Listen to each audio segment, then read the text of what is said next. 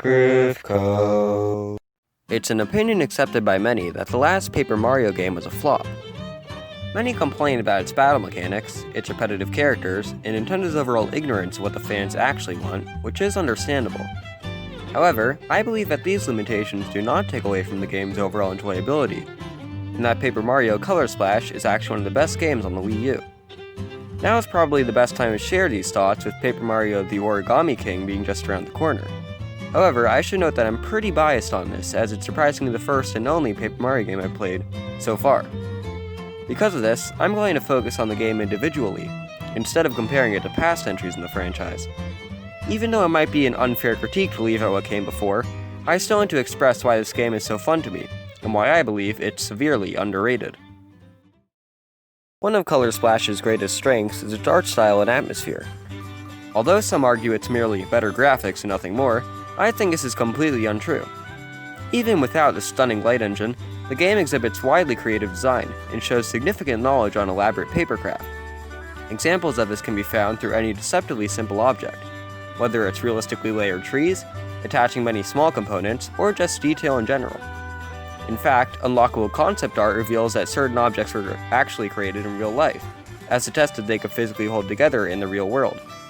It goes to show how much effort the developers put in to create the illusion of a living diorama.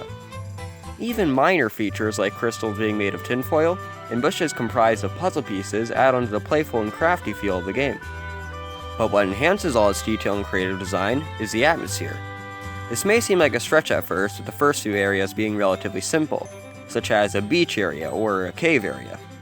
It is only later on in the game where the scenery gets more interesting, with clear intentions of giving off a certain emotion. The primary method of which this is done is, to no surprise, color.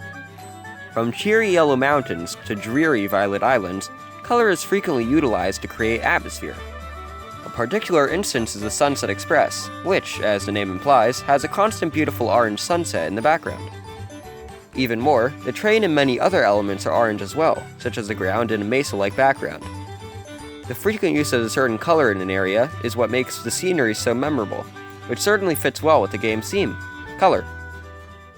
Now I'm going to analyze some more criticized parts of the game, starting with the characters, or, what many argue, the lack thereof. Although it is true that the only main characters are the usual Mario cast, Mario, Luigi, Bowser, and Peach, with the addition of Huey, there still are some side characters with interesting personalities. A few notable mentions are the Toad Captain, the Toad Professor, and Piper. It is understandable if others find them disinteresting due to their generic appearance, but I personally don't think it's made them much less memorable. These characters are unique in their personality and dialogue, which is why I don't think they should be judged based on their visual design alone. There is of course one new main character with a unique design, and that is Huey. He really demonstrates the quirkiness of the game, and is overall very memorable to many. This shows what the Toad characters would have been, were it not for their bland visual design. Bottom line is, though the characters are understandably judged for their lackluster appearances, they still have amazing dialogue and personality that is often looked over. The next feature is very specific, but regardless noteworthy, and this is the cutout mechanic. Some argue it is barely used in intelligent ways, which I completely disagree with. It's often used to cleverly alter perspective, and does make the player think. Whether it's lining up background elements or moving farther away to make the right fit, this gimmick, as many put it, can be very intuitive. Now it's time to address the elephant in the room, the combat system. And although this sounds absurd, I actually think it's fun. Landing combos with the boots and pressing at the right time with the hammer is really satisfying, and the process beforehand doesn't feel as tedious as many say. I always find collecting cards fun and exciting, though I do wish they were a bit less repetitive. The museum makes card collection extra enticing, and adds many replay value, especially with the precious reward of concept art. Onto the enemies you fight against. Similar to the Toad problem, there are way more Shy Guys than necessary, but I actually don't find this boring at all, especially with the wacky phrases they randomly say. Again, to call their design uncreative is a fair assessment, but I just didn't find this repetitive. So in the long term, based on several aspects of the game, I think Paper Mario Color Splash is very underrated, and has many wonderful elements that are often overlooked.